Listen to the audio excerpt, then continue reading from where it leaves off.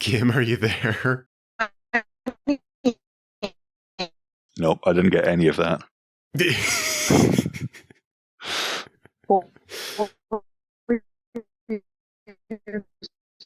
Have you tried turning it off and on again? Welcome to Screens of the Stone Age, the podcast where scientists review movies about prehistoric people. My name is Josh Lindell. I'm a grad student studying Neanderthal teeth, and I'm here with... I'm Dr. Kimberly Pomp. I am a bioarchaeologist. I study the human skeleton, health and disease, and evolution. And I'm Dr. Ross Barnett, now a librarian, but formerly interested in the DNA of extinct things. And it is officially October, and by tradition at this point, every episode we release in October, we decide to do a scary movie, because there's a lot of scary archaeology movies, or there's a lot of archaeology movies that purport to be scary, I guess we should say. There's a lot of scarily bad archaeology movies, I would also suggest. I gave you guys a list of 5 possibilities and you chose 2, so This one's not my fault. No. Completely, not completely. Not completely. We are doing today a movie called Tar from 2020, not to be mistaken with... No, we're not. Tar from 2022. Are we? Seriously? What are we doing? I watched As Above, So Below. No, that was the second one. We're supposed to do Tar today. Seriously? All right. When do we want to reschedule? Yeah, the email said Tar first and then As Above, So Below second. I think I just was excited about the catacombs. Well, you probably didn't think that movie was so bad, I imagine. Yeah. As Above, So Below is actually good. Yeah. I think I was just excited for it. Sorry. Now you understand my bones comment. Yeah. I was like, yeah, I guess. Is there any bones in Tar? There's nothing really. in Tar. I don't know what I wasn't sure what we're going to talk about for this one. I mean, we could just do a whole other movie, Ross, if you think there isn't enough to talk about in this one. Yeah, I mean, it's terrible. I thought, shoddy acting, shoddy story, not scary in the slightest. And one archaeology monologue to go off of for us, and that's it. The archaeology ends after the opening monologue. Yeah. Apart from the one good actor who I recognize from something else, who plays the down and out archaeologist who went mad, and his twin brother. Yeah. I mean, it's made no sense. So what are we going to do? Are we going to stop recording now and go let Kim watch this and come back another day, or what? I think we should release this just to shame Kim. It kind of makes it feel like I don't want to watch this, so maybe you guys should just talk about it, and I'll just pipe in every now and then with a comment. Yeah, I mean, we could do a mini episode just saying don't watch Tar because it's rubbish. Sure. Yeah. I'm happy with that because, I don't think if Kim watches it, we're going to get anything more interesting to say about it. So we might as well do what we've got and then come back in 2 weeks with As Above, So Below, which is probably going to be a better archaeology movie. Yeah, I've seen it already, so it'd just be a refresher for me. But I remember liking it at the time and feeling it was actually quite good and quite scary in parts. But yeah, I'm happy to do the overview of Tar. Well, I definitely cannot. I have 2.5 pages of scribbles, which I'll have to try and read. I guess my first note is to say to Josh that the stream that we watched, the YouTube one, was in Sinhalese, which is one of the languages of Sri Lanka. Yes. That's what the subtitles were. In case we needed some subtitles. Yeah. It's also in 360p, and I'm sorry, this is the only place I could find to watch this at all, free or otherwise. So, it opens on an injured guy who is the main character. I think he's also the writer, producer, runner, screen washer. I think he just does everything. And he is called Zach. Is that correct? Yes. Zach Greenwood. Yeah. So Zach is injured. He's got some, Walmart blood on him. one of those sort of dollar store makeup kits. And he is kind of just him speaking to camera, cuts to hole digging. We hear a roar from the hole. Great. There's all sorts of kind of obscure noises, but it kind of also cuts to the idea that this is La Brea. So the famous site of Rancho La Brea, which is in downtown Los Angeles, an incredible resource for studies of the Pleistocene. Over 1 million Ice Age bones have been recovered from this site, including the vast majority of the bones we have of the saber-toothed Smilodon fatalis, the vast majority of the bones that we have for the American lion, Panthera atrox, as well as other Californian Ice Age animals like ground sloths, western horses, bears, pumas, things like that. So it's a really famous site, known for being full of tar. You can go and visit it. There's the George C. Page Museum. But in this little kind of montage, we get sort of excerpts from newspapers with things like 1974 tar pit deaths, 7-foot vagrant seen near tar pits, blah, blah, blah. All these kind of things supposed to set the mood, but doesn't really. And then we meet a kind of suggested he's kind of homeless Native American guy who's actually quite a famous actor and has been in lots of things. And he is telling a story to Zach and his buddy Ben. Is that correct?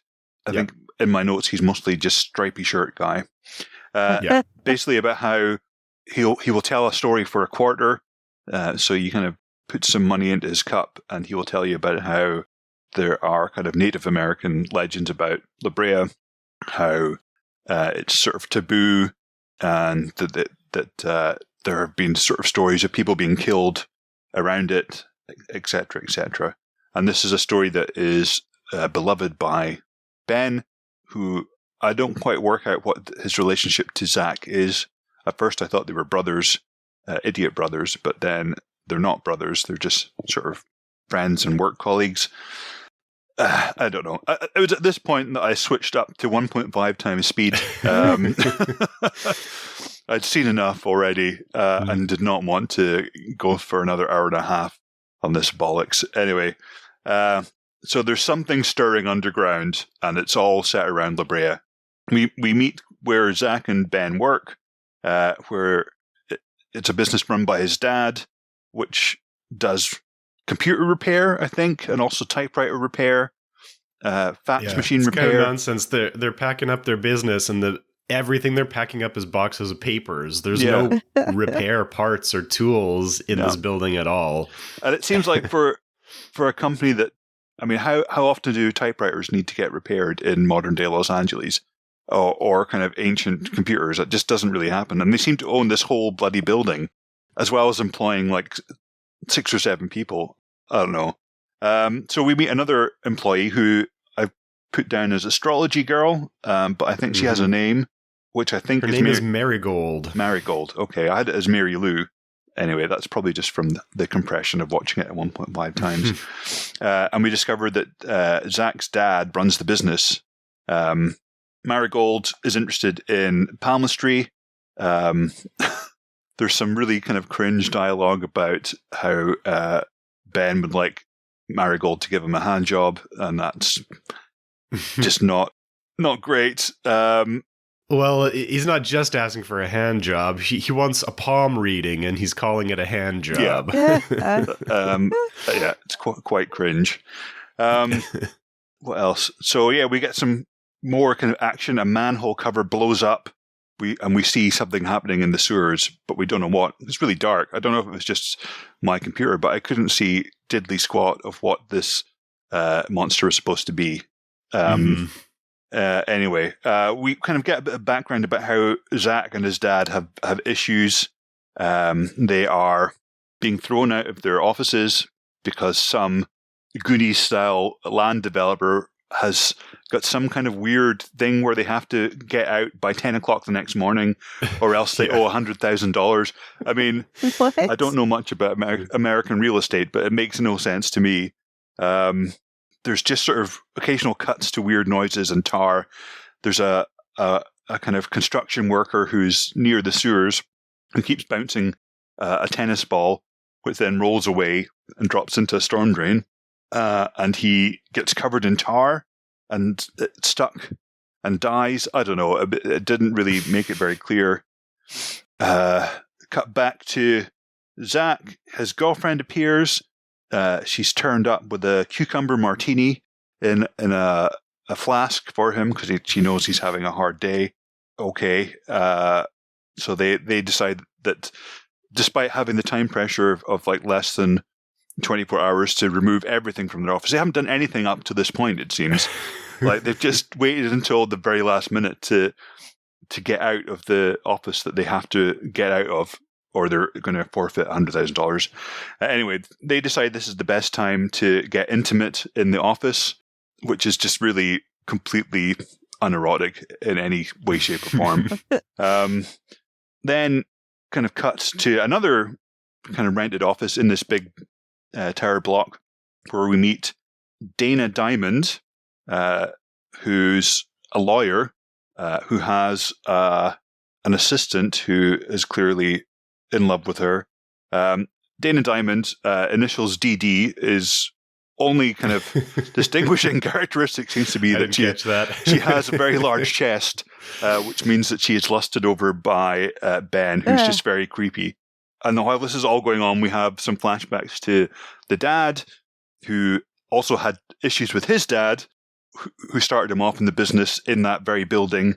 And while things are kind of going to hell, he decides that instead of actually clearing out the office, he would also just listen to the 1812 overture on vinyl, because that's the kind of thing that normal people do when they're being evicted. But then the power goes off. Oh my God. I'm so invested that this really matters. And then there's weird noises and shadows. The dad interrupts the sexy time between Zach and his girlfriend, who's called Rose, I think, to tell them there's a situation. I mean, power going off in a building that's condemned and they're being evicted from is not a situation, No. in my understanding. Yeah. But there's all sorts of kind of talk. Then Dana Diamond's assistant gets killed by tar. The dad, Zach's dad, steps in tar. There's a flashback to when the dad was younger and was in the building with his dad, so Zach's grandfather, and there was some kind of similar incident where he had to rush off with a giant machete to deal with the tar monster, or whatever the hell it's supposed to be. But yes, so there's the dad tells them all they have to stay in this one room in the office. That's his strict instructions that he says to Zach, who's his son, Rose, Zach's girlfriend, Ben, his employee, Marigold, his other employee, and Dana Diamond, the busty lawyer.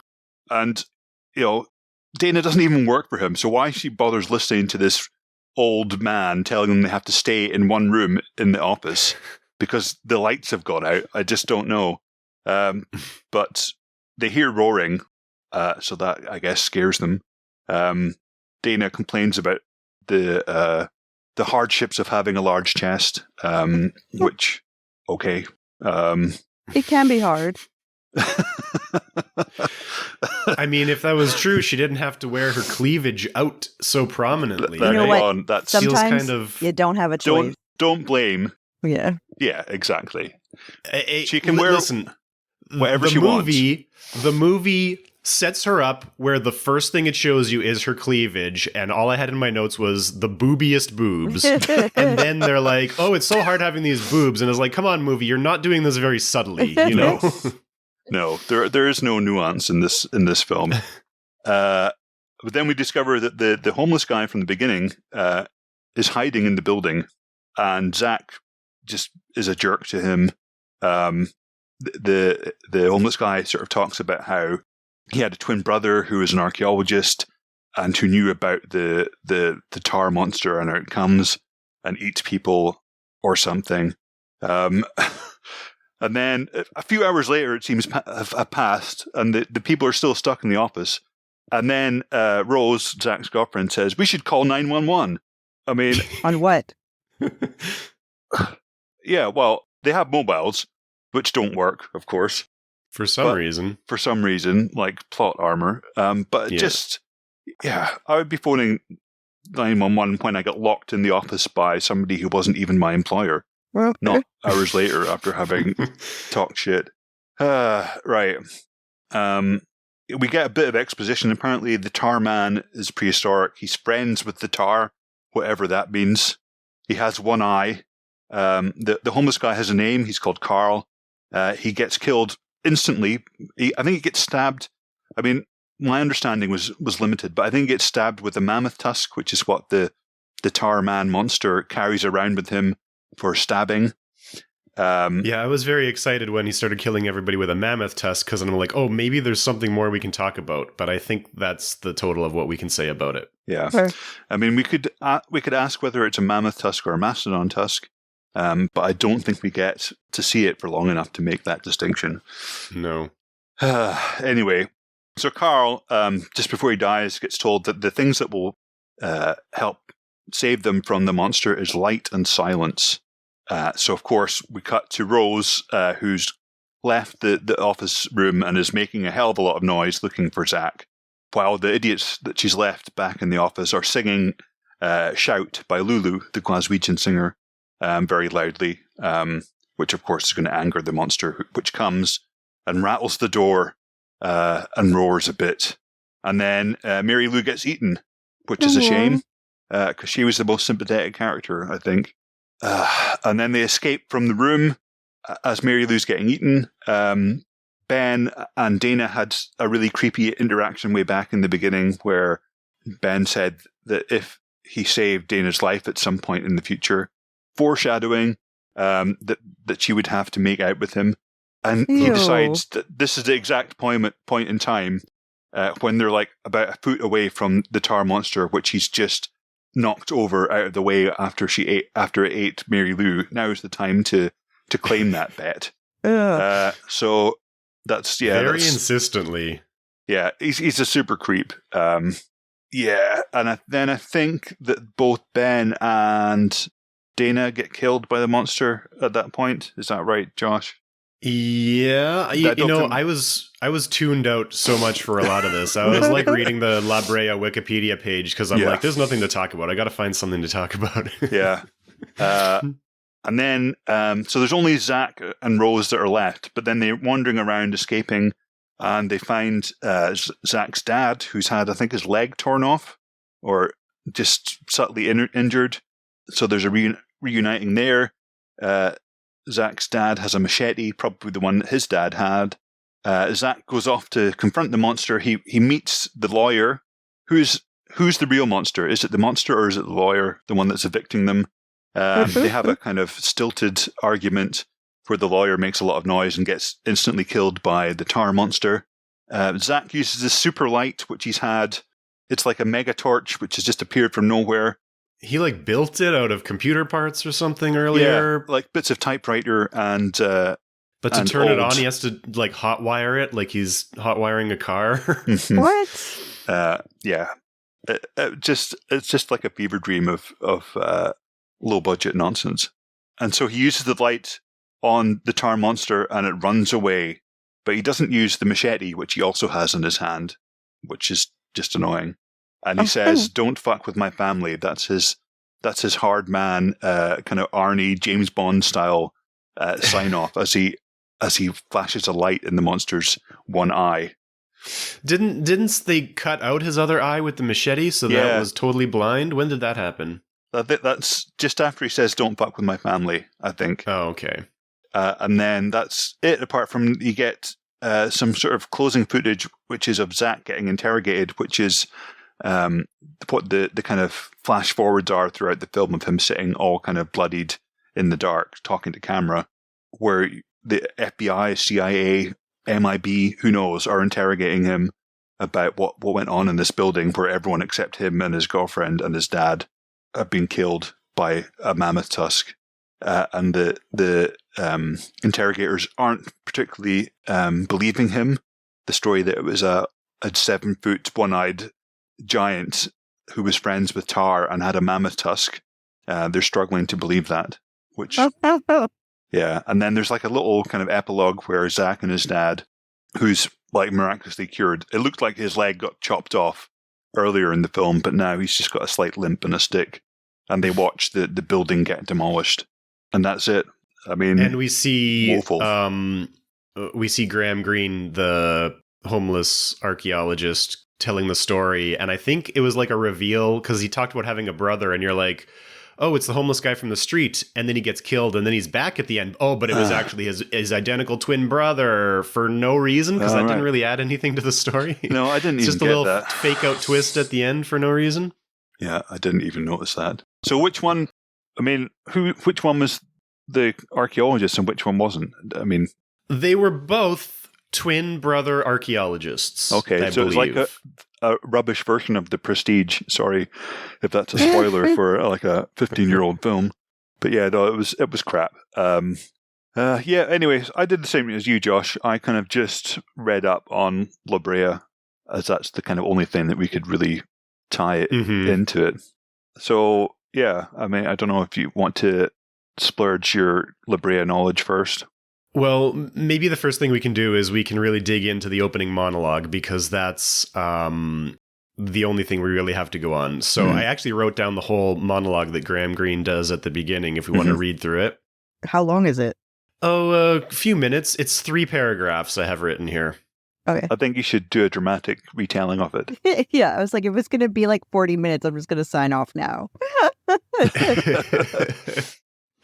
Well, I should say, I think Graham Greene is great. Yeah. Ross, Graham Greene is a Canadian actor, but he's been in some very big things, like most famously, I think, Dances with Wolves. I think he was like Oscar nominated for that. Okay. Yeah, he's just the only kind of good thing in this. Yeah, and I think he does a pretty good job in this, and I think he's pretty good in everything he does. My favorite thing that Graham Greene has done is a Canadian TV show called The Red Green Show. Kim, you're probably familiar with The Red Green Show. Ross, probably not. I like how Kim says yes, as if there's no possibility that you could be Canadian and not have heard of The Red Green Show. If you're Canadian from the 90s or 2000s, you know The Red Green Show. So The Red Green Show it's kind of like a variety show, maybe, from like the 90s and 2000s, and the main character is this guy named Red Green, no relation to Graham Greene, and he wears a red and green plaid Canadian style shirt with red and green suspenders, and he is the president of a men's club called Possum Lodge. And so the show is sort of a variety show where he and his nephew, who's the producer, talk directly to camera, and they have various different segments. Very manly, stereotypically manly segments. They do like a handyman's corner, and they have a men's support group where the men confess to sort of embarrassingly confess to doing manly things. They have all these slogans. So they have this men's support group where they start with a chant, "I'm a man, but I can change if I have to, I guess." And he does Handyman's Corner, where he teaches you to do some sort of handyman project, and he always uses the handyman's secret weapon, duct tape. So everything is held together with duct tape, right? Graham Greene plays a character on that show named Edgar Montrose, who is an explosives expert who's deaf, and his solution to every problem is to use explosives. Cool. And he's one of my favorite characters on that show. Okay, so anyway, Graham Greene, the only good part of this movie, I would say, starts off with our opening monologue, where we later realize he is telling it to a guy on the street because he's homeless and he's asking for 25 cents to tell this story. And our man-child Ben, in his stripy shirt and his short pants, loves the story so much he pays 2 quarters to hear it twice. And so he says, 40,000 years ago, at the end of the last ice age, temperatures climbed and climbed in the Los Angeles basin, giving rise to new species of plants and animals. New predators attacked new prey. But something else rose as the heat swelled. A hot, sticky, seemingly endless seepage from the ground. tar. As decades passed, the tar pit grew and grew. The animals came but never left, slowly sucked into the steaming hot tar. Any comments on this part before we proceed to the next paragraph? Well, plenty, but I think we should just do it all in a oneer. Okay. Moving on, thousands of years later, early Native Americans settled in the area. Villagers nearby used the tar as sealant for canoes, baskets, and huts. On one occasion, the villagers were having a celebration, but in the morning, 3 of the tribesmen who had ventured off were found dead, covered and suffocated by the black substance. After this incident, no one was permitted to go near the pit in the night. They called it Machi Manitou, the evil spirit. During the 20th century, a sprawling urban metropolis buried the tar pit deep below its concrete surfaces. Only a small open pit remained, allowing excavators to sift through the trove of ancient skeletons. Many new species were discovered, but one, the elusive Machi Manitou, was never found. That's it. Huh. Yeah. So there are plenty of problems. I mean, nice start, 40,000 years ago, yes. That is when some of the La Brea material has been dated to. But the whole thing about it making new species and new predators, no. The predators that have been there for ages. The Ice Age is still recent in geological terms, that hardly anything has been changed since then. Yeah, lots of stuff's gone extinct, but not much has actually differed from what it was like back then. There was another... What's the last bit of the first paragraph, Josh?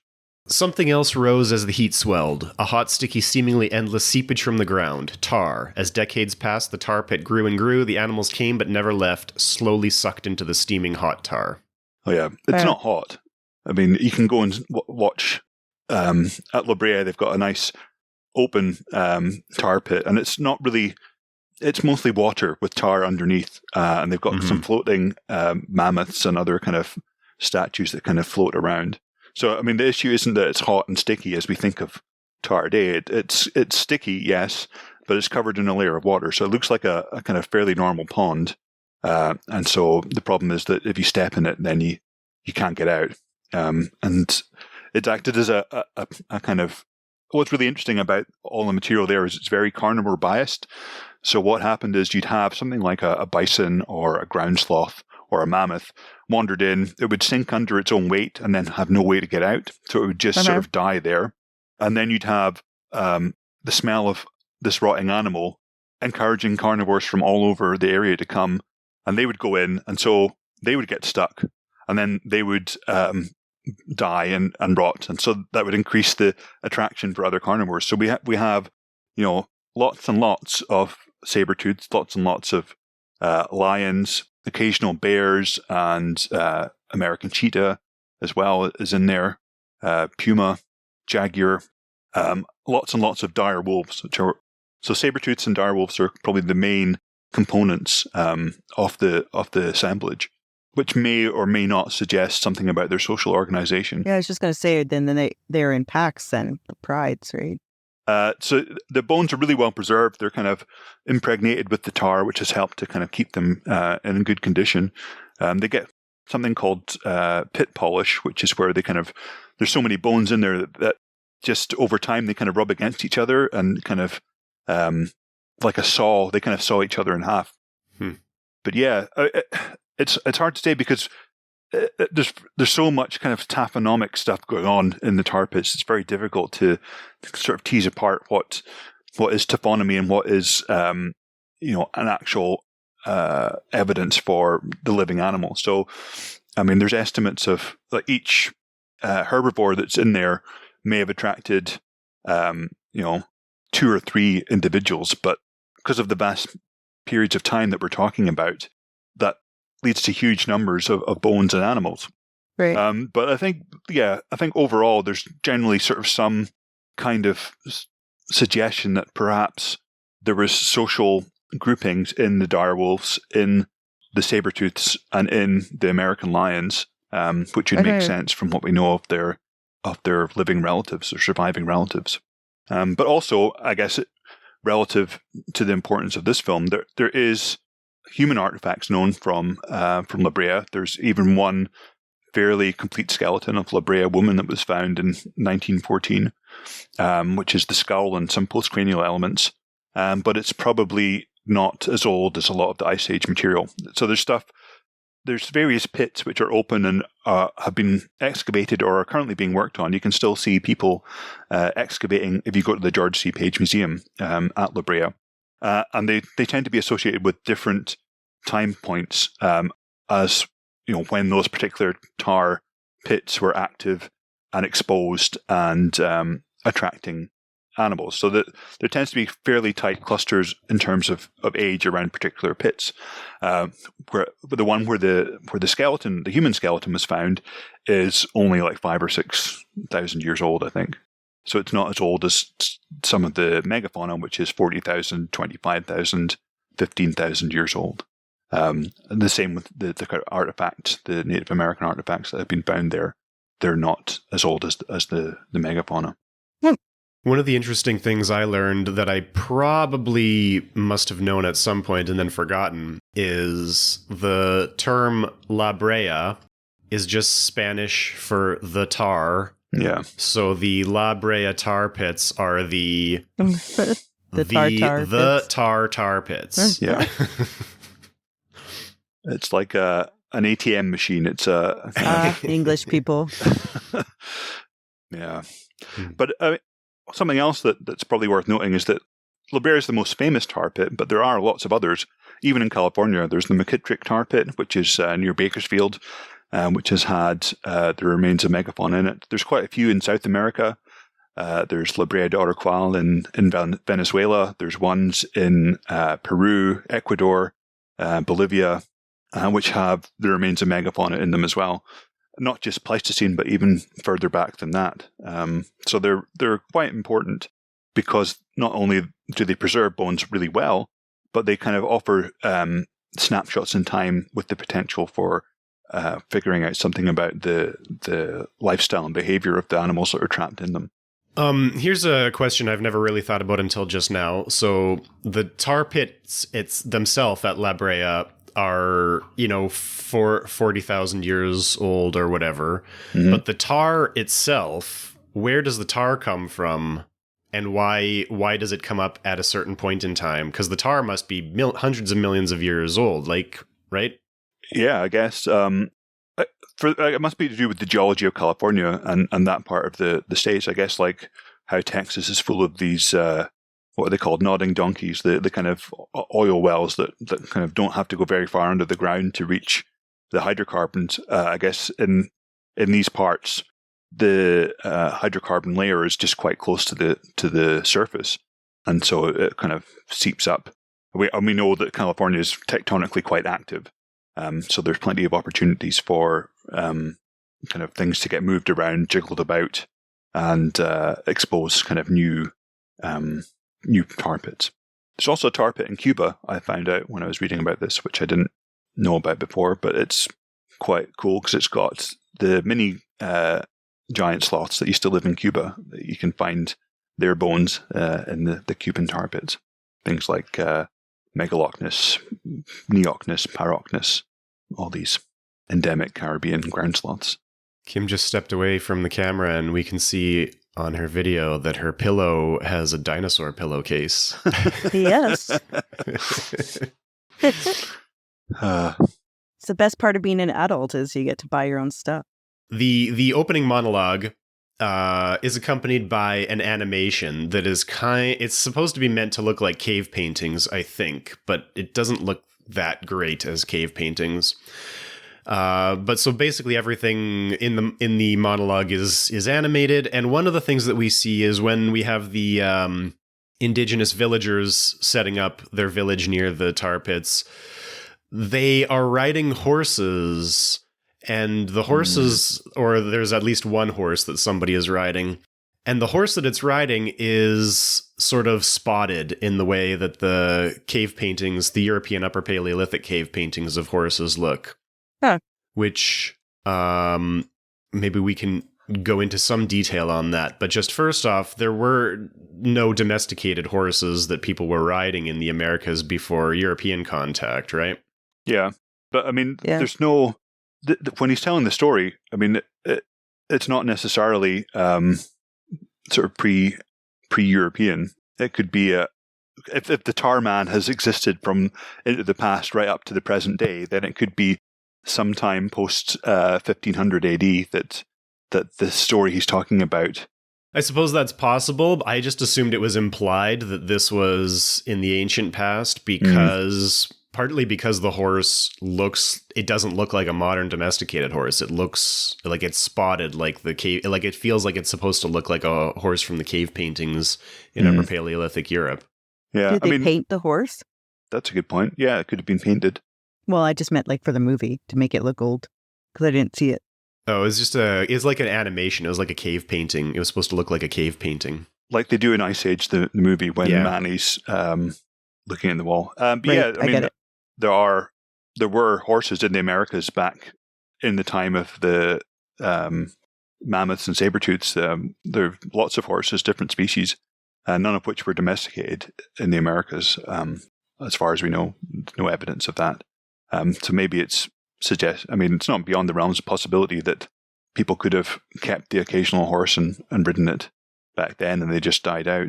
But certainly horses as domestic animals were introduced by Europeans and they spread really quickly. There's been some recent research looking at, where and when various Native American groups got horses after European contact, and it spreads really quickly. And becomes like a massive part of the contemporary cultures. We also have this mention of Machi Manitou quite a few times throughout the movie. So I don't know if we mentioned it. If you're not familiar with Graham Greene, he's Indigenous. He's an Indigenous Canadian actor.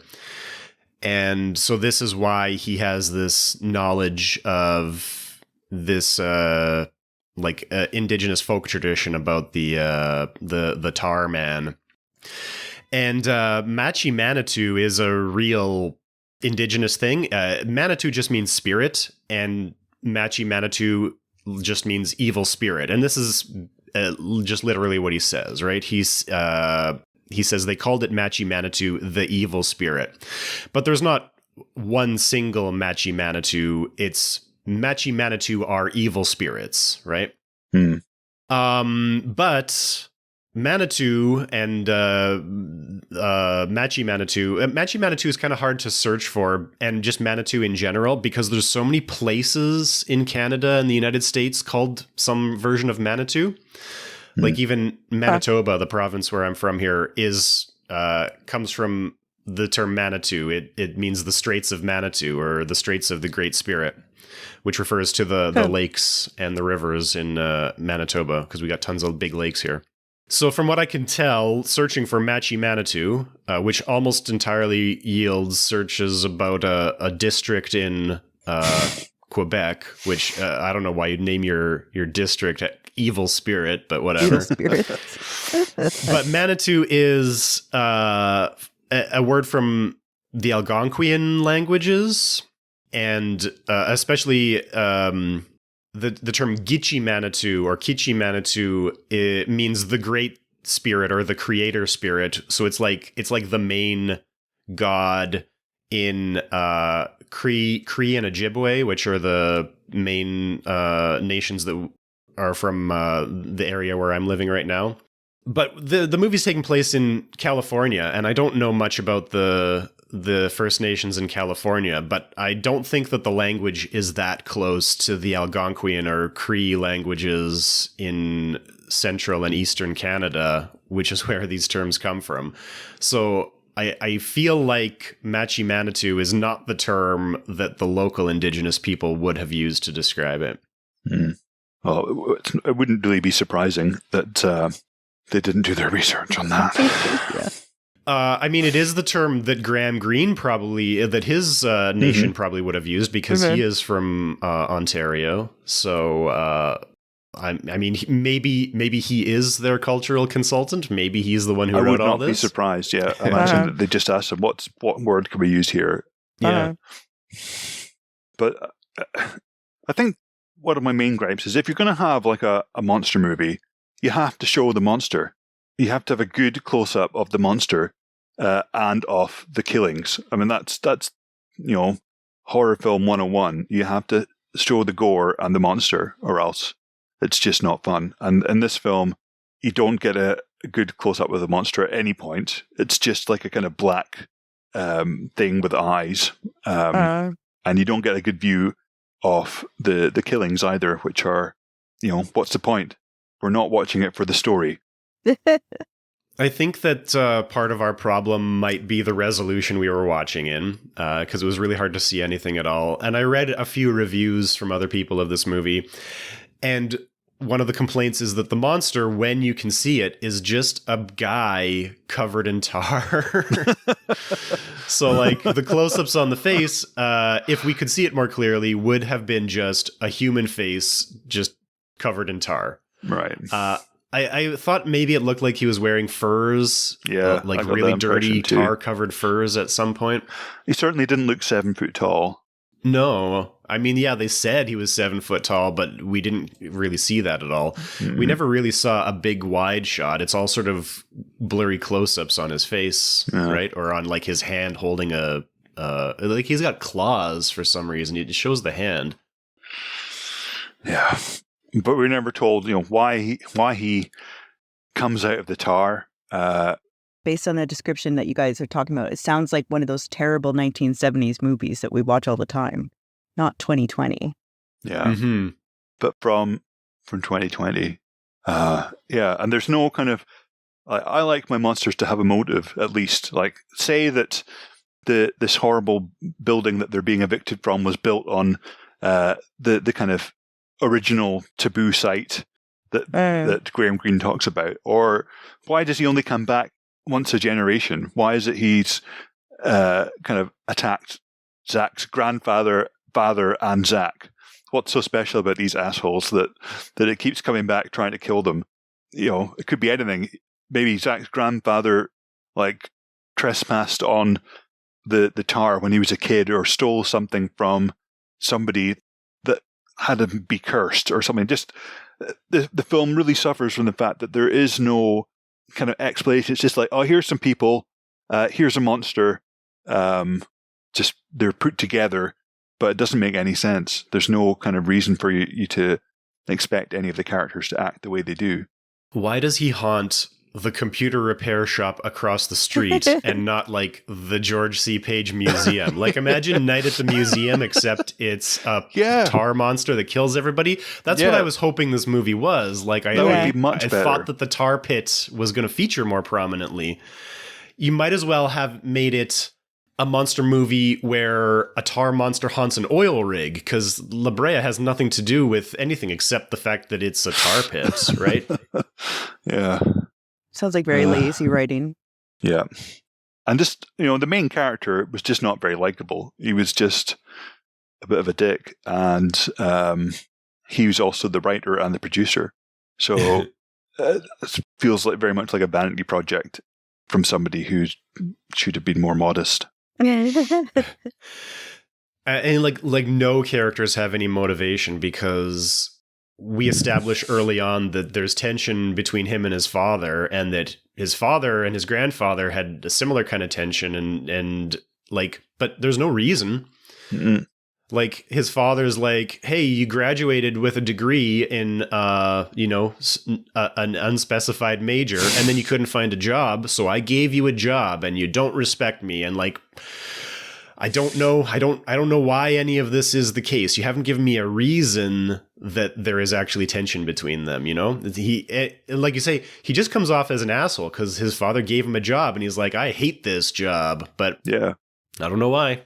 It must be doing all right if he's got a girlfriend that brings him a cucumber martini every time he's feeling down. Cucumber martini, ew. That must be a California thing. The other choice is a celery martini. Like, well, I'm kind of glad I didn't watch it. Yeah, you've definitely You sound so horrible. Narrowly avoided that one. Like a horror movie that doesn't have a good villain, doesn't show the monster, doesn't have any good death scenes, doesn't have a storyline, and you don't like the characters. Yeah. I feel that we've explained it well, if that's what you're taking away from this. There were a few death scenes. So, Ross, I don't know if you missed it in your 1.5 speed, but I think it was Marigold died by having her face peeled off. You did see that happen. Yeah. Okay. But was it so dark that you couldn't actually see it happen? Yeah, remember things had quieted down and they're like, I think it's okay to leave. Mm-hmm. And there's like a hole in the door. I guess the monster bashed a hole right through the middle of the door. And so she stuck her face in the hole to look out and see what would happen. And then the monster grabbed her face and then it's in profile and it slowly she pulls her head away. She almost peels her own face off because she's moving backwards and her face just comes off. And that's the other thing about this movie is that no matter what happens to people, it immediately kills them, right? So we see her face get peeled off as everybody's screaming, and then it cuts back to Zach, I think, or some other scene. And then shortly the characters meet up and they're like, Marigold is dead. And we just saw her get her face peeled off. That's not going to be fatal. That's horrific. We could have had some horror scene where she's dying in agony, bleeding slowly from the face hole, I guess. But no, her face comes off and then immediately she's dead off camera, right? Yeah.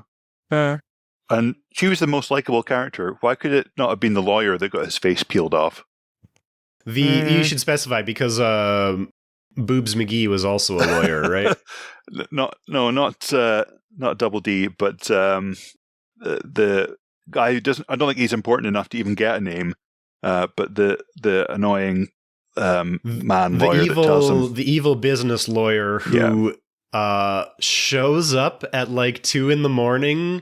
to be like, hey, why are you guys not packed yet? You got to be out of here at 6 o'clock. Or else I get my $100,000. Inexplicably, why does he show up in the middle of the night in the middle of a power outage to check if they had vacated yet? That was weird. Especially if he gets $100,000 if they don't. Mm-hmm. You wouldn't want to be reminding them, right? Yeah. Yeah, so many other things don't make sense. It doesn't make sense why they have no notice to vacate. They should have had probably 3 months at least by law to vacate, I am guessing, something like that. It doesn't make sense why they have to shut down the business. Why can't they just move to a different building? Mm-hmm. Right? They're like, oh, we have to close our business because we've lost our lease. The relationship between the father and son makes no sense. Yeah, there's just really no explanation for anything. The monster itself doesn't make any sense. Why arbitrarily does light and silence scare it away, right? It's just arbitrary monster rules. Do we know where this got shown? Was it made for TV? Did it have limited release? That is a good Straight question. to DVD? I don't actually know. I'm going to guess the latter. I'm going to guess that it went on some kind of low-budget cable channel, which had a slot to film. Well, it came out in 2020, so I bet you the director, producer, actor guy blames COVID for taking away the thunder. Of course. It would have had a way bigger release if it hadn't been for COVID. It's COVID's fault that it makes no sense and is written by an idiot. Well, my understanding is that production started in 2015. I don't remember where I read that, but it must have been completely shot long before COVID. You'd think they could have swung that well because if it was released in October of 2020, nothing was coming out at the time. So anything that could come out, it's not going to make money in theaters. But if you've got stuff to put out there, then they should have been able to do something with it.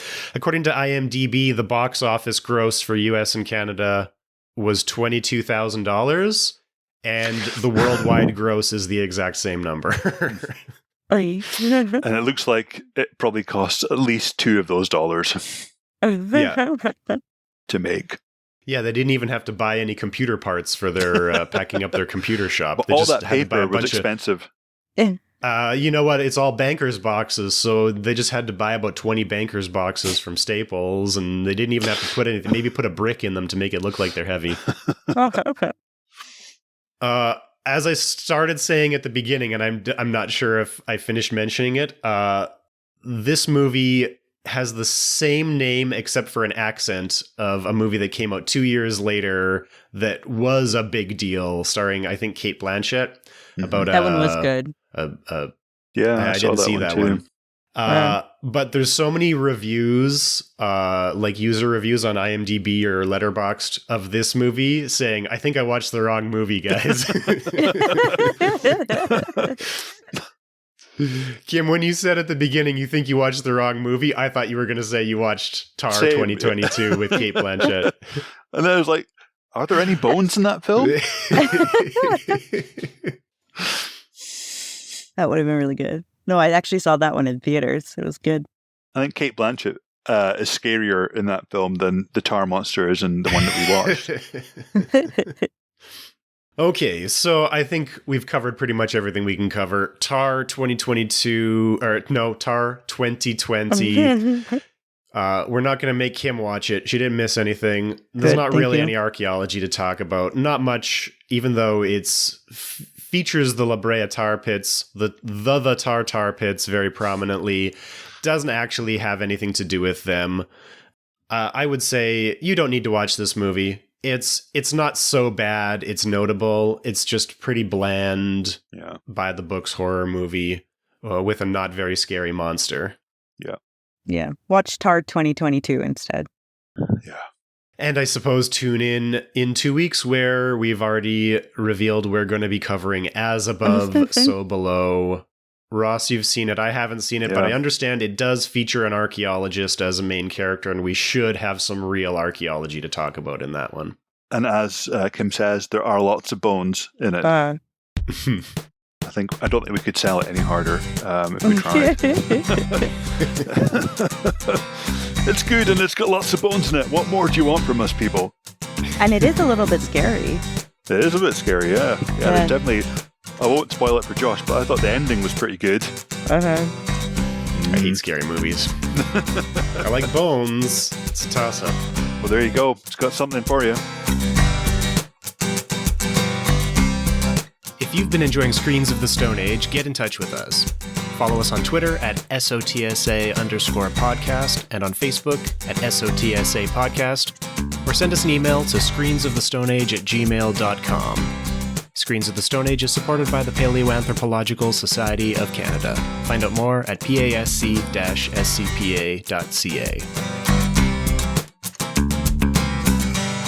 Kim, you froze so much in this. I hope that I can cut this back together so it sounds natural.